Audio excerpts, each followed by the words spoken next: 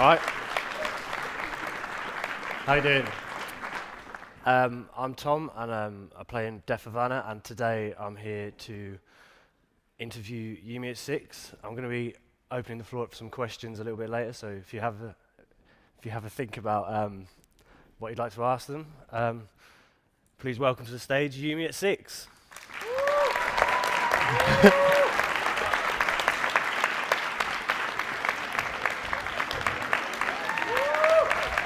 Bloody left me there, didn't they?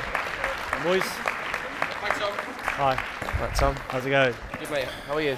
I'm alright, not too bad. Yeah. Jeremy Carr. So yeah, I think. just got you on here to have a little chat, really. Yeah. Ask you a few questions if you're Got interested. one? Here's a question: When was the first time that you guys felt like you were a unit or a team? Team building exercise, isn't it? Yeah. Deep And, question. Yeah. Very Yeah, yeah. Deep start. Deep starter. Well, I don't know. I mean, like when we started the band, we all felt close enough to be like touring the world together, you know. So like we've sort of always felt like a unit. We've always had that friendship there, and sort of this band was based upon friendships. Mm-hmm. So I'd say from day one. And obviously the Wolf Pack. And obviously the Wolfpack, yeah. Stag pack. Stag. Pack. Thank Euro for that. Yeah. Good times. Okay, nice. What's the meaning behind your new album, Cavalier Youth? Well, it's a very good question, Tom. Yeah.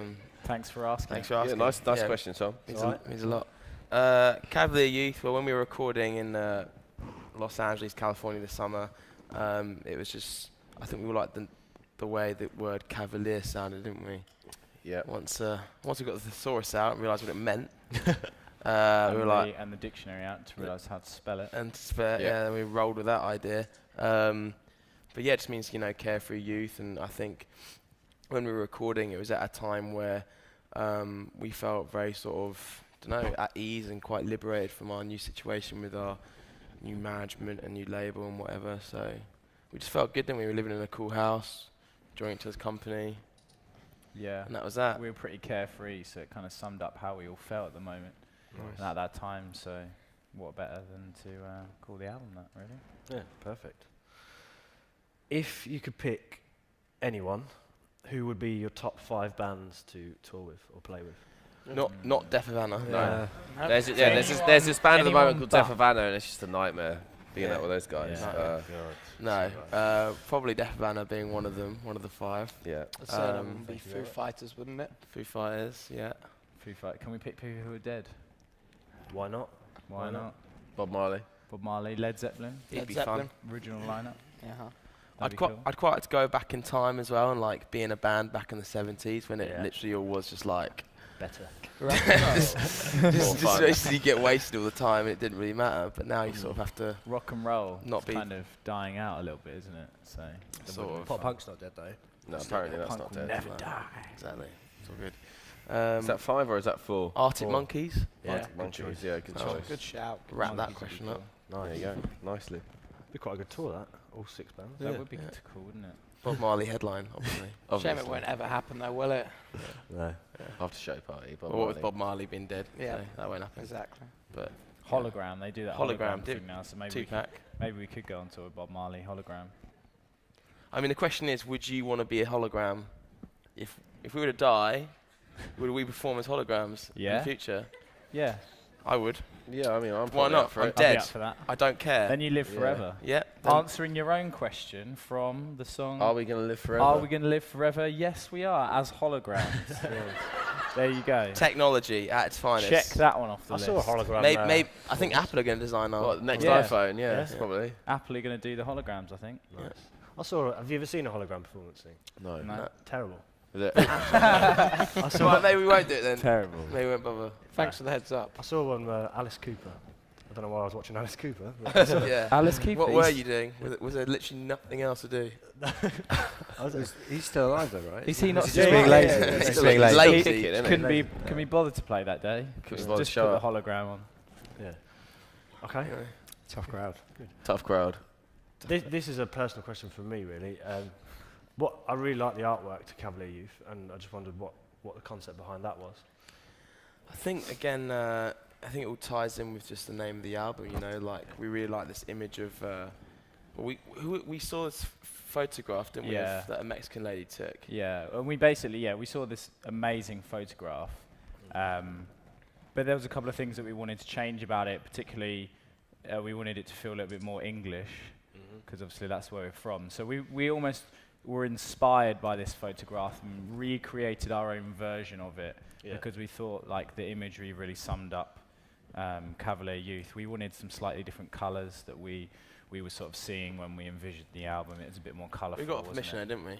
We got her permission, and we actually ended up, for thanking her for using the image, we ended up buying her an entire new camera system and everything. And she's like a student, and I think that was something that she was like inspired to be a well-known photographer. And I think for us to be able to buy her a new camera system and help her out, we credited her in the album as well. Yeah, we credited her. Photo inspired by. That's amazing. Yeah, it was cool. cool. It was really cool to do. It's a good story beyond that. Actually, we decided about that artwork in Germany. We were on tour with 36 to Mars at the time. We were at a bar. But we did get told that we weren't allowed to use it at first, and we were all very miserable and decided to have a beer or 7. Cried, didn't we? Yeah. It was after we were in a beer hall, wasn't it? Yeah, Beer Harlan. The beer Harlan. Munich. Beautiful thing. There you go. There you go. Shinfo. Those like 2-pint beer things you get. Do you guys like beer? Bit young for beer, I suppose. No, you're 16. You're allowed to drink in. No. No. 18, is it? Yeah. I thought Germans were brought up drinking beer. Yeah. As a baby. Straight. Have some of this. Straight out of the teat. Yeah. Straight out of the. Never mind. The old dummy. Live and learn, don't we, Dan? We do. Germans. Good. What is your favourite song of Cavalier Youth and why?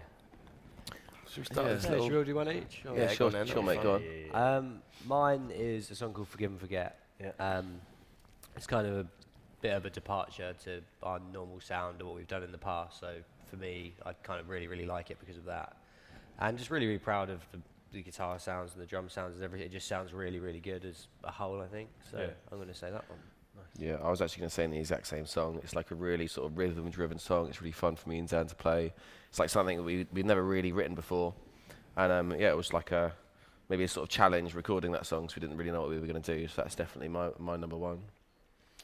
I think for me, sort of changes every few weeks, whatever. But I'd probably go with right now, "Live the Lie," just because I think it was the first song that we released from Cavalier Youth, and I think it was like one that people enjoy the most. And they like it live. I don't know. Live it goes down well. Live, people seem to enjoy it live, so yeah, that gives it an extra kind of, guess, glossing on top of it. So yeah, "Live the Lie" for me. And it's on FIFA, so do the math. I was going to say Forgive and Forget as well, but I think I'm going to change. Yeah, because you can't have Be 3 out of 5. So I'm going to go Cold Night. Any reason why? Any reason? Yeah. Can't just say Cold Night and just sit there. It's just a tune, isn't it? Brilliant. Which is your favourite? Cold Night. There you go. Any There you go. particular reason though? Do you like- song? Just because it's a good song. No, I like the it. I drum like beat. everything about it. It's a really cool riff by Max. So well done. Congratulations on that. Thank you, Dan. I like your drum beat in the song. Congratulations. Oh, Thanks. bloody hell. Do you want a candle as well with Your this? vocals are alright. Thanks, as well. mate. I appreciate it. Matt, your bass is actually really good in that Thanks, song. bro. It's kind of a Don't leave different me sound out. as well. That's why I quite like it. It's a different sound for You Me at 6. And I believe it's actually our next single. We're about to shoot a video for it as well, so that should be cool. Yeah. Well, I'm not going to be boring because I actually was going to say Cold Night as well, but I'm going to go for something different. I'm going to go for... Well done. Thank you. I'm going to go for Too Young to Feel the Soul because it was the last song on the album that we actually wrote, and I think it's kind of a perfect summary of what Cavalier Youth's all about. Yeah. And it's the first song on the record, and I just think when you hear that song, I think you kind of know what you're going to get for the next 50 minutes of an album when you hear that song. Cool. Who's the Cool. Everything's cool, so that's good. Who's the biggest diva? Chew.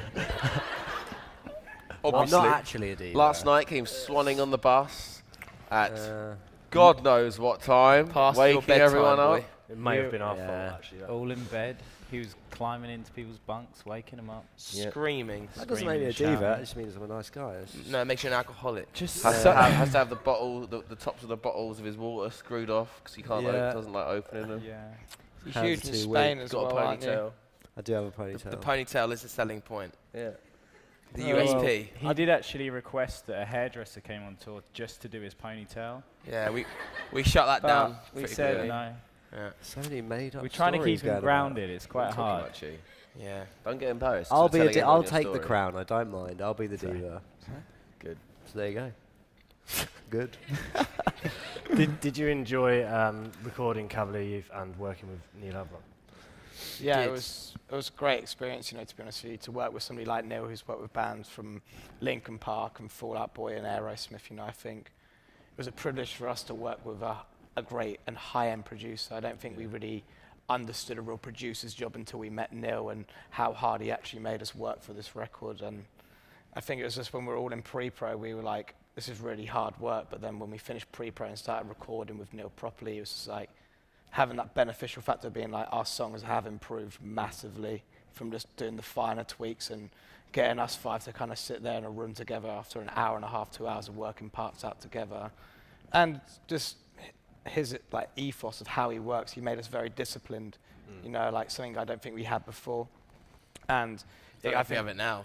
Probably not, no. We lost it. I think we left it last night in Hamburg, I'm not too sure. Yeah. But yeah, like, I just think it was a very disciplined time, and I think that's why the record's come out how it is, and we put a lot of hard work into it, and we didn't really slack, where sometimes before I think we've been taken away by other things, such as alcoholic times in LA the first time we were there. But yeah, it was a very very different vibe at the time, wasn't it? Yeah. Nice. It's nice getting someone like fresh as well that you don't really know and take your songs. Yeah, you sort of, when you work with a new, like for our 3 previous records, we basically made it with the same group of people every time. So I don't really know how much more they could have brought to the table in terms of helping us develop our sound. So that's something we realise, is that when you work with somebody new, you know, you see a new side of your band, which is really exciting. So yeah, it's good times. Yeah. Do you have any tour stories? Do you have any tour stories? Any. I suppose you do, band, but Deaf Havana, Right, there's this guy from Def Havana, right? He's the other night. yeah. Didn't like his steak, apparently. So Yeah, this guy from Deaf Havana just sent back his steak the other night and he got it for free. It's mental. That wasn't me, by the way. Just want to clarify that. Any tour stories? I don't know. We've sort of been around the world quite a few times now, so we've definitely had some. Maybe we should just, Chris, when we start, you pick your favourite tour anecdote that you can remember last night. Maybe. He can't remember last night. I was going to say. I don't know. Probably when we stole Max's quid the other day. That was good actually. Max has a lucky pound he carries around with him like around the world, and we swapped it for like a really shiny one. So he'd like blatantly know, and it's like his lucky pound, and he kicked off basically. He wasn't happy, were you? No, not in the He slightest. threatened to not play. He was like, I'm not playing. I'm not going on stage until you give me my lucky pound. I think I pulled out the diva card that day. You did. I don't normally pull the diva card, but it's quite a lucky pound. So We're so rock and roll. No, we you owe steal me a each quid. other's pounds. Yeah. What's your? So is that your favourite? Over the recent times, yeah. All right. Don't know. Went to Australia recently. That's pretty fun. Mine was actually going to be from Australia. I was going to say when we did Soundwave for the second time, turning up at the hotel and the whole of Soundwave, like all the bands and everyone's crew and that, were all in the hotel bar, and just walking in there and just seeing like some of your favourite idols and some of your favourite bands just hanging out having drinks, and you can go up and talk to and meet whoever you want. I think that was one of the coolest experiences that we've had. Soundwave is probably everyone's favourite tour that we've ever done. I think there isn't a band out there who doesn't like going to Australia. No one's ever been like Soundwave Soundwave sucked this year. No, it didn't. They put you in amazing hotels. There's always amazing bands, you know. All your friends always there. All your friends are there, and it's just, you know, you fly to each show. It's just really cool. I like it. I think my favourite time was when we went to the airport before the 30 Seconds to Mars tour. She's kind of changed her metabolism now, because she was just metabolism. She's changed the way you digest food. Probably, yeah, probably. Wrong word. Hang on. I can't carry on. No, I don't know. Mentality, you mean? Yeah, mentality is the correct word. Thank Okay. you very much for correcting me and making me look like a stupid mug in front of God knows how many people I in didn't the do room. that. But yeah, so Well, when she we got to was called Stags. Yeah, I think she's changed our outlook on life ever since we were Tell the going. story then. They got another story properly. I don't even know what you're talking I'm about. talking about the woman at the airport. The before woman we went air to hostess Portugal on on the 30 plane. Seconds to Mars. Oh, We basically okay. got on a plane and because we always travel, like obviously there's all 5 of us, but we have like crew with us, like our tour manager and guitar techs and drum techs and things like that. So there was, I think there's about 11 of us getting on this flight, and the woman like looked at us and was like, "Oh, you guys are stag do," and we were just like, "Yeah, we'll go with that." So then basically we just pretended to be a stag do for the next month of our lives. Hence the reason why Stag do Euros carried on from October till now. Part It 3. probably won't ever stop. So if anyone's watched any of our video updates, you'll see that it says like Stag do Euro across everything. And this lot are running around Hamburg going Stag do Euro to like random people in the streets. So if you haven't, go check that out. I think a prime example of what we're talking about is we've got We've got a pass that says VIS, and it's got a stag's head on it. It's a very important stag. So that's how far this has gone now. Rather than very VIP, it's VIS. We are very doesn't important exist. people with very It's the way of important life. stags now. So Very important stags. Turning point. All right, next question. Yeah, sorry. What do you do to try and keep tour interesting, non-repetitive? Like obviously every day you load in at a certain time and sound check at a certain time. How do you keep it fresh? Well, it's nice when like we have friends or family come out to shows. That keeps it fresh. If we're in a cool city, we can go check out some of the local sort of, architecture, history and that sort of stuff. But usually it's just like if there's a football game on, or if there's something like, we want to watch on the hard drive, that sort of keeps it yeah, we watch a lot of films, play a lot of computer games. Drink a lot of try and be beers. as much as stags as possible, really. Just so get staggy and just then get you tend to staggy, forget. yeah. Treat it like a stag do. That is the hardest thing about going on tour, though, is it sort of not being repetitive every day, and trying to entertain yourself when you're not on stage, because obviously that sort of hour or hour and a half of your day is awesome, but then the rest of the day you just sort of sit around going rubbish. I think it's quite easy for me. It's like being in the waiting room at the doctor's, just waiting all day for something you know is going to come, but it's taking. At least when it comes, it's awesome. It's usually. worth it, absolutely. Yeah. Yeah, that's what she said. It's great for me because I'm mildly entertained by the smallest of things, so I can be quite happy looking at something for an hour and be like, sweet, let's put some time. For an hour, Yeah. looking at just anything. Yeah. Just give them a ball of string or something. Bouncy can be fun. bouncy ball would be Bouncy good. ball. I can use the Sitting bouncy with ball your for own hours. thoughts. And his lucky pound. And my lucky pound. With his lucky correct. pound. Holding my stag pass. Brilliant. Cool. How does it feel? And congratulations, by the way. How does it feel to have a #1 album?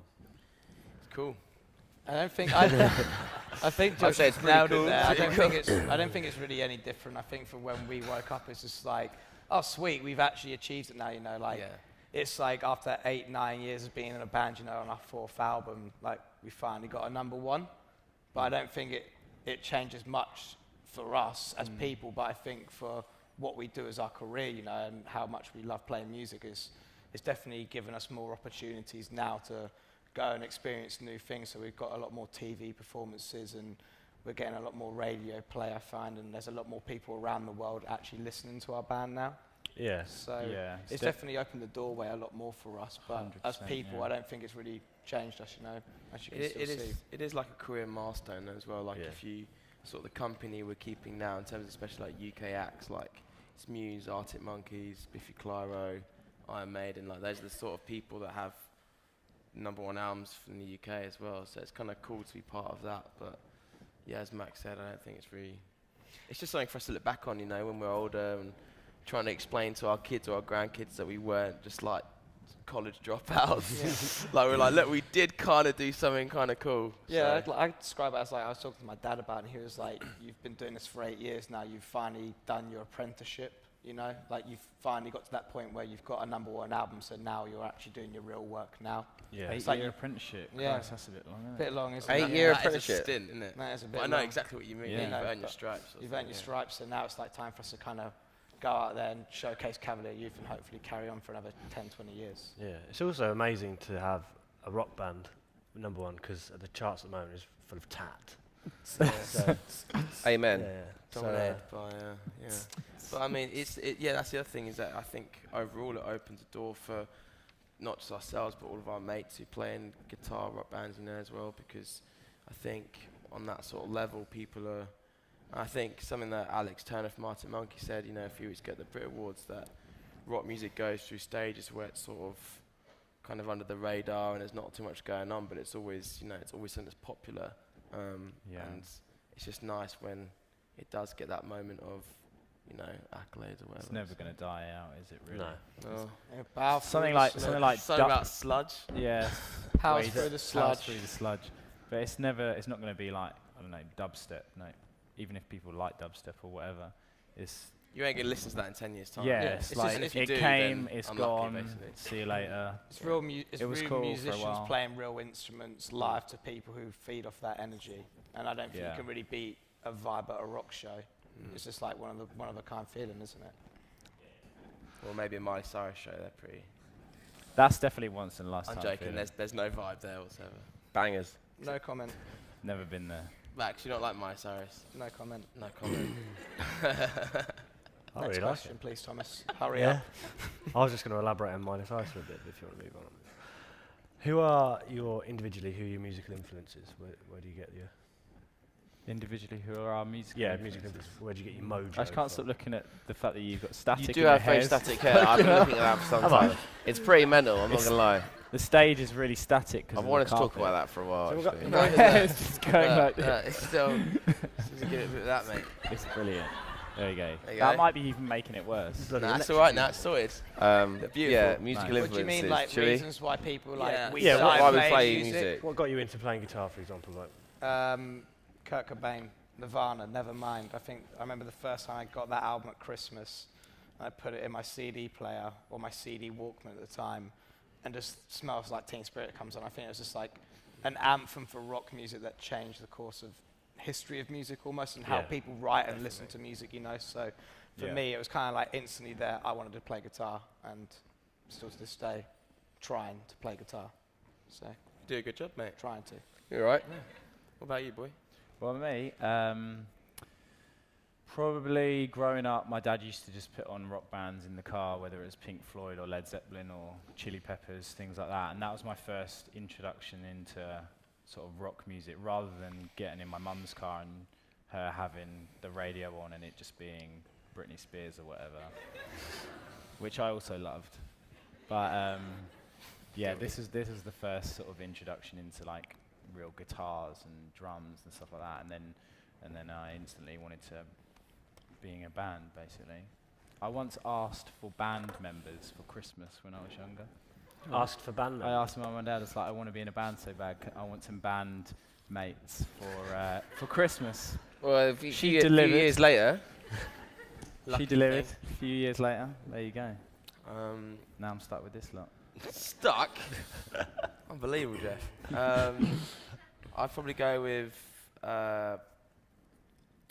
probably Nate Barclay from Back with Finch. He was a vocalist who I really liked. Daryl Palumbo, Glassjaw, Phil Collins. Liked him quite a lot. What about Mr. Brandon Boyd? Mr. Brandon Boyd from Incubus. Shania Twain? No, not Shania Twain. But yeah, I think... That don't impress you much? That don't impress me much, Dan. No. If you pardon the pun. Pardoned. Yeah, I think just vocalists that, from my favourite bands, basically, made me want to start singing and playing guitar and stuff. So. Nice. My dad has always played bass and has always been a musician, so that sort of really got me into music. I got my first bass when I was like 13 years old. It was like this tiny 3/4 aria, and I didn't play it for a few years. He always tried to make me play it, and I just couldn't be bothered. And then one day, I sort of got into it really, and then me, Josh, and Max started a band, and happy days basically. The happy times. So yeah, my dad got me into music. I think for me it was just like family and stuff. Like there's always been guitars lying around the house, and just like it was just natural to sort of pick it up, and then just went from there and just couldn't put it down again. So I bet the first time Chris picked up a guitar, he just went solo. Literally like 6 months years of age, just shred like, yeah, I'll probably play that later. Put it down. That's exactly what happened. I bet it did. Smashed it. And then the Loverboy solo is the first thing he ever played. And then Luke played, and he was even better. And we're just like, woo. They're like soloing, having like solo offs at 6 months of age. What about you, Tom? We haven't asked you a question. No, you're asking us. What about you? What made you start music? I don't know really. My dad was obviously a big rock fan, and we were playing it in the car like you. And when I first saw Blink, that was what got me into playing drums, because Travis Where Barker at? was. I didn't actually see it. I see him on TV and stuff. Oh, But okay. I never saw them. But he was one of the drummers. I was like, how do you move that quickly? So Yeah. I really wanted to do drums. Didn't have a drum kit till I was about 14 though, so that's pots and pans. But Pots and pans. yeah, Yeah. Smashed it. used to do my parents' head in. Their fault, isn't it? Unbelievable. Unbelievable. Yeah, I've only got one more question left. What's Then we're going to open up to the we'll floor. What's the best present you've ever been received by a fan?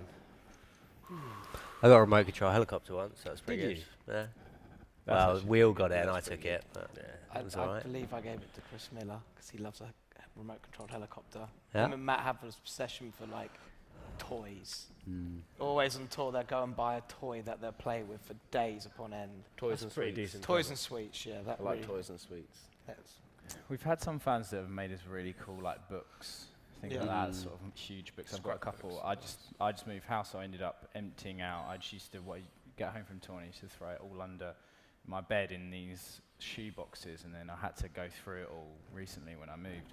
And literally it just took me absolutely hours because I was just going through all these amazing like books and stuff like that of just things that people write and pictures of sort of how many times you've met different people and that. So I think that's going to definitely be kept until forever. You know, something to show the grandkids one day.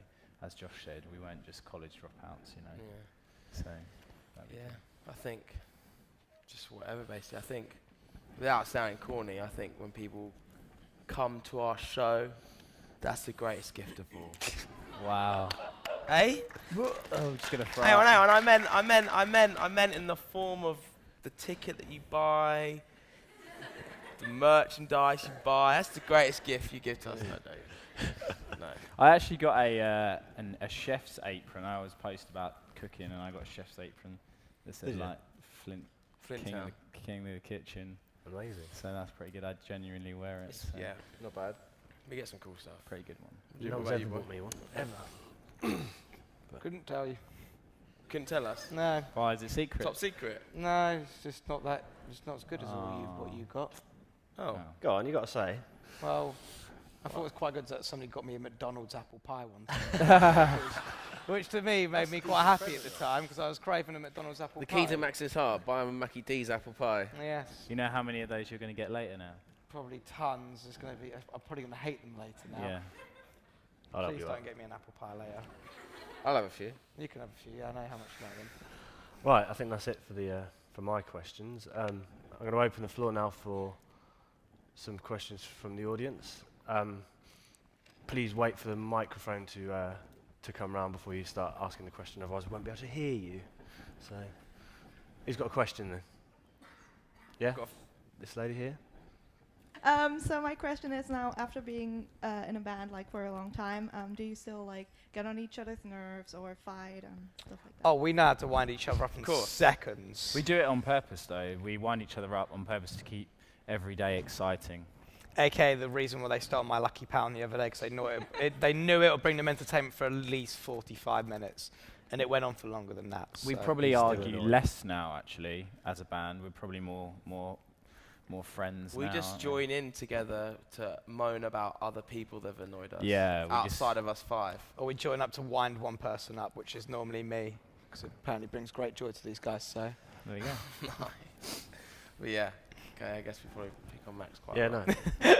Who else got a question? This lady at the back there?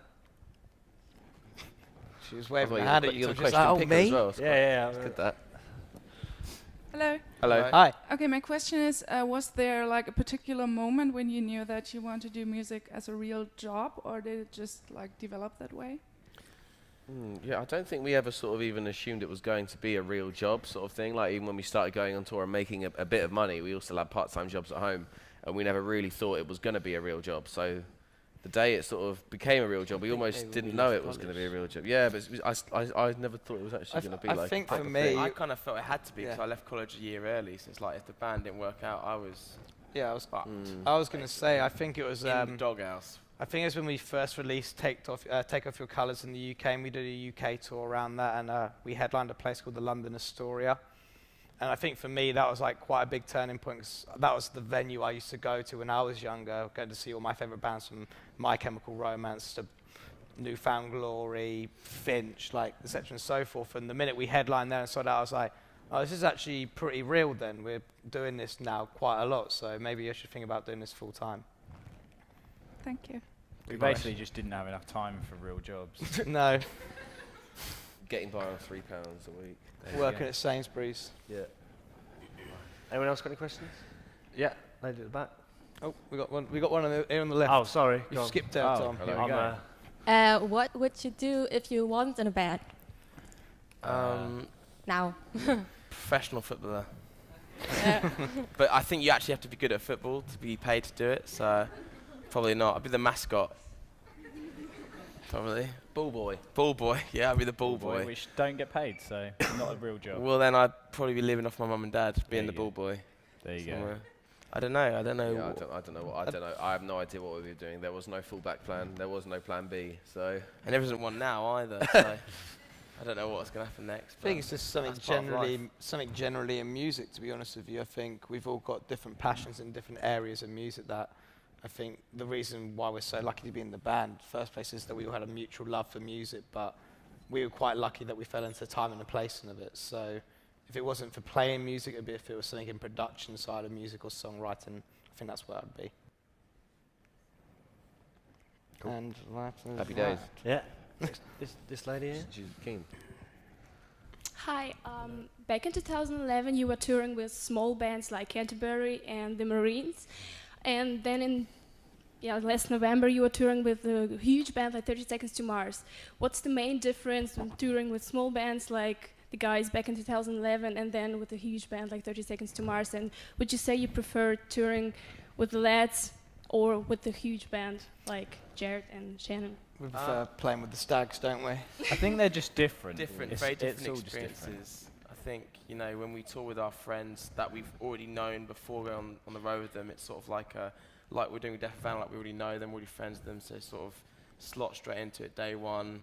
You're playing, you know, little club shows, and that's one experience. And then the other experience is going on tour with an arena band like 30 Seconds to Mars, and you may not necessarily hang out with them as a band as much as you would on other tours, but you're playing these huge shows, and it's a chance to kind of win over new people and show people your music. So it's two different experiences, but You definitely feel like you have to be slightly more professional at the 30 Seconds to Mars style tours because they're so big. You think to yourself, God, yeah, we should really play well tonight. AK Stag the Euro on that it tour. gets very, on the stage it gets very professional. But I think also for a viewer, somebody attending the show, like, there's always going to be times when you enjoy going to a gig at a smaller venue than a bigger venue, but it's just what it is, I guess. The smaller ones, more. I find them maybe a bit more fun. Yeah. Very sweaty. Yeah. A bit more personal. Yeah. I do like a good gig though. Big gigs. Big gigs. Big gigs. Big gigs. Some good big No gigs. one's going to turn down playing a big gig, are they? No, not really. They're no. good fun. It's scarier. Scary fun. Anyone else got any questions? Lady in the front row. Which one? This one. What's your favorite song overall that you've ever written from any of your albums? Did you get your camera in, by the way? Yeah, I get it. Alright, cool. She wanted to bring a camera in yesterday, and she asked me, and I didn't know if she was going to be allowed or not. I recognised her, and then I realised that you got a camera in, so quids in. Beautiful. I think we should start with you. Favorite song of all time we've ever done. What that we've done? Yes. Ever. I know it's probably Gossip. Well, no, you say it. No. That was your finest moment. I'm going to say Forgive and Forget again, just because it is legitimately my favourite song that we've ever done. Boring. I think.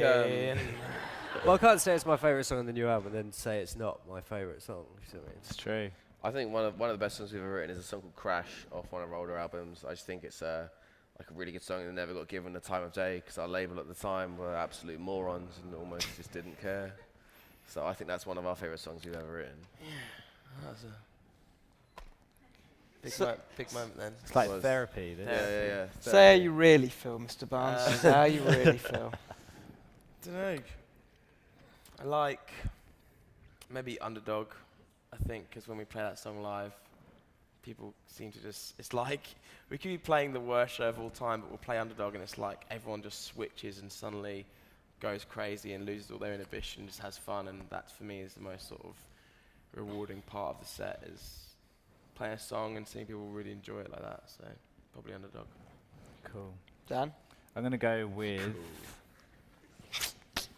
I think I'm going to go with Take Off Your Colours, just because I still like the song and we wrote it so many years ago, whereas usually with the first album you tend to think, God, we were like 15, 16 back then. Yeah. Kind of don't like it anymore, whereas I think we still play Take Off Your Colours now, and the crowd seems to enjoy it and we enjoy playing it and it's fun to play, that kind of thing. So, but I do prefer Cold Night, obviously. I'm going to go for an oddball. Oh. I'm going to go for the song When We Were Younger, the last song of Sinners Never Sleep, just because it's quite different to anything we've done before. It's very trippy. Yeah, but it was done by the programmer who does work for Bjork as well, and that was like the first time of working with a different kind of programmer who does anything outside of our world. And I think it's really the kind of the feel of the songs is that kind of constant build up where it's like building up to a crescendo, and it's just going on for ages. And people think, God, you at 6 normally write 3-minute songs that are pop, and this one's nearly 7 minutes long, and I've had enough of it by 5 minutes, you know. So for me, I just thought it was quite different, and I think personally in music you should be allowed to take risks with writing music, and you're always going to get people who prefer your older stuff, or they're going to love your newer stuff. But for me, that song just stands out compared to a lot of other songs. So, yeah. Any more questions? This lady at the back there. Good at this, aren't I? Yeah, not bad. You are doing well, mate, actually. New career. Presenter. So my question is really simple. Who came up with the band's name? And what's the meaning? Yeah. You're in it now. Right, basically. Josh is to blame for that one. Yeah, what happened was we were about 15 and we had to have a name because we were playing a gig and we needed it for a flyer for our first ever show.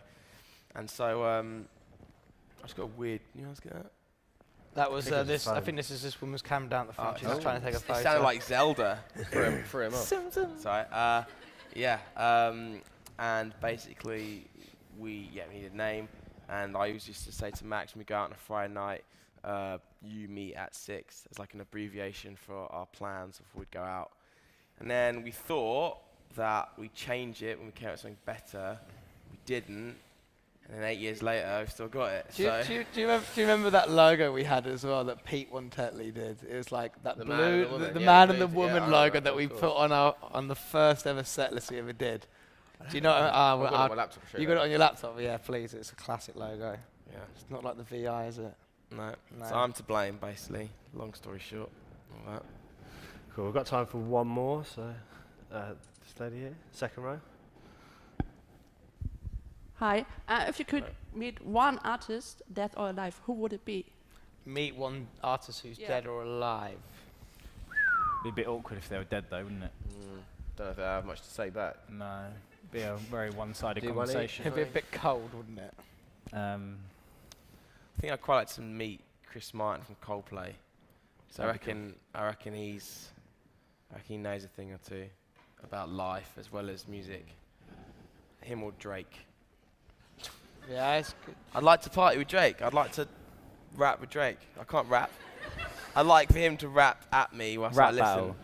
You want a rap battle? Be a very one-sided rap battle, but Rap battle, Drake. fun. I'd quite like to maybe just ask John Lennon what the hell was going through his head at any point of his life. Like, it would be a very interesting conversation to have, you know, like someone like that, like that really, really did like push boundaries, like. I know what was going on. It began with A and ended with D. Acid. Yes. So. Yeah.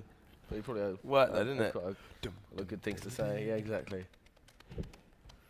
Don't know. Jimi Hendrix, I guess. Hendrix for you. Jimi Hendrix. I think I know what you're going to say, but what? I think you're going to go for John Bonham. Yeah, I was going to say John Bonham. Because I kind of was thinking Jimmy Page. So but then me and you can do a double team. Exactly. Oh, Double team. Double team with Jimmy Page and John Bonham. Yeah, Jimmy Page, or I don't know. I think it would be really interesting to meet Michael Jackson. To be honest with you, just like the king of pop himself. Like he shaped up a lot of music in a lot of people's lives. If you like rock music, you could still like Michael Jackson. I think anybody who likes music can listen to Michael Jackson. Universally loved, wasn't he? Yeah, and he was just, I don't know, he just seemed like the people's person, you know.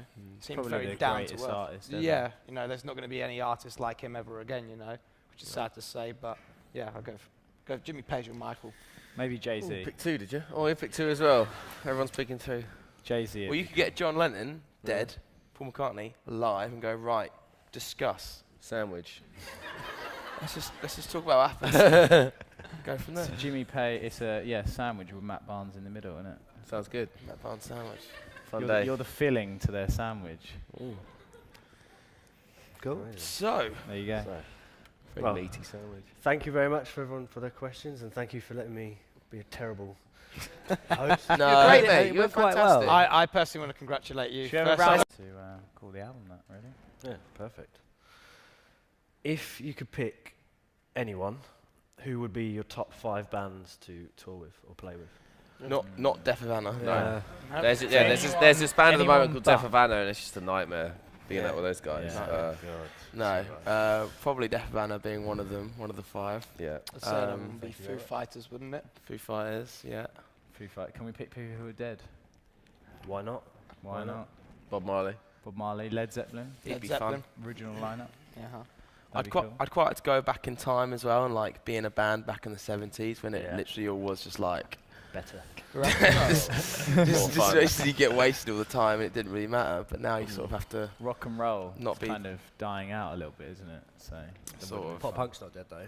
No, apparently that's not dead. Never die. Exactly. It's all good. Is that 5 or is that 4? Arctic Monkeys. Yeah, Arctic Monkeys. Yeah, good choice. Good shout. Wrap that question up. There you go. Nicely. Be quite a good tour, that. All 6 bands. That would be cool, wouldn't it? Bob Marley headline, obviously. Shame it won't ever happen though, will it? No. After show party. Bob Or what Marley. with Bob Marley being dead? Yeah. So that won't happen. Exactly. But Hologram. All right. How you doing? I'm Tom, and I play in Def Havana, and today I'm here to interview Yumi at 6. I'm going to be opening the floor up for some questions a little bit later, so if you have a think about what you'd like to ask them, please welcome to the stage Yumi at 6.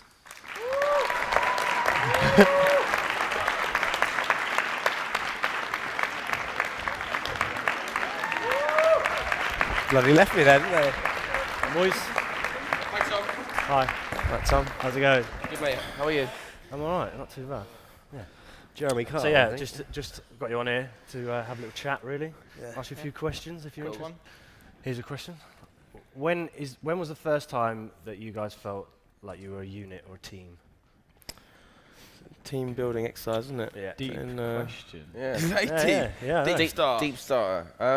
Well, I don't know. I mean, like when we started the band, we all felt close enough to be like touring the world together, you know. So like we've sort of always felt like a unit. We've always had that friendship there, and sort of this band was. Ties in with just the name of the album, you know. Like we really like this image of. We saw this photograph, didn't we? Yeah. That a Mexican lady took. Yeah, and we basically we saw this amazing photograph, but there was a couple of things that we wanted to change about it. Particularly, we wanted it to feel a little bit more English, because obviously that's where we're from. So we almost were inspired by this photograph and recreated our own version of it, because we thought like the imagery really summed up Cavalier Youth. We wanted some slightly different colours that we were sort of seeing when we envisioned the album. It was a bit more colourful. We got permission, didn't we? We got her permission, and we actually ended up, for thanking her for using the image, we ended up buying her an entire new camera system and everything. And she's like a student, and I think that was something that she was like inspired to be a well-known photographer. And I think for us to be able to buy her a new camera system and help her out, we credited her in the album as well. Yeah, we credited her. Photo inspired by. That's amazing. Yeah, it was it's cool. really cool to do. It's a good story beyond that. Actually, we decided about that artwork in Germany. We we did. toured 36 to Mars at the time. Based upon friendships. So I'd say from day one. And obviously the Wolfpack. And obviously the Wolfpack. Yeah. Stag Pack. Stag Pack. Thank Euro for that. Yeah. good times. Okay, nice. What's the meaning behind your new album, Cavalier Youth? Well, it's a very good question, Tom. Yeah. Thanks for asking. Thanks for asking. Yeah, nice question, Tom. Means a lot. Cavalier Youth, well, when we were recording in Los Angeles, California this summer, it was just, I think we all liked the way the word Cavalier sounded, didn't we?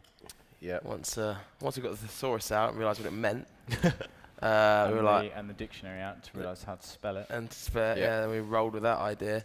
But yeah, it just means, carefree youth. And I think when we were recording, it was at a time where we felt very sort of, at ease and quite liberated from our new situation with our new management and new label and whatever. So we just felt good, didn't we? We were living in a cool house, enjoying each other's company. Yeah. And that was that. We were pretty carefree, so it kind of summed up how we all felt at the moment. Nice. And at that time, so what better than Brown? They do that hologram thing now, so maybe we could go onto a Bob Marley hologram. I mean, the question is, would you want to be a hologram?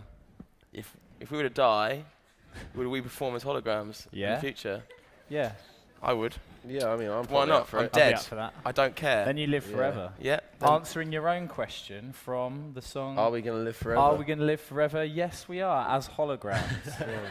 There you go. Technology at its finest. Check that one off the list. I saw a hologram. Maybe I think Apple are going to design our next iPhone. Yeah, probably. Apple are going to do the holograms, I think. Nice.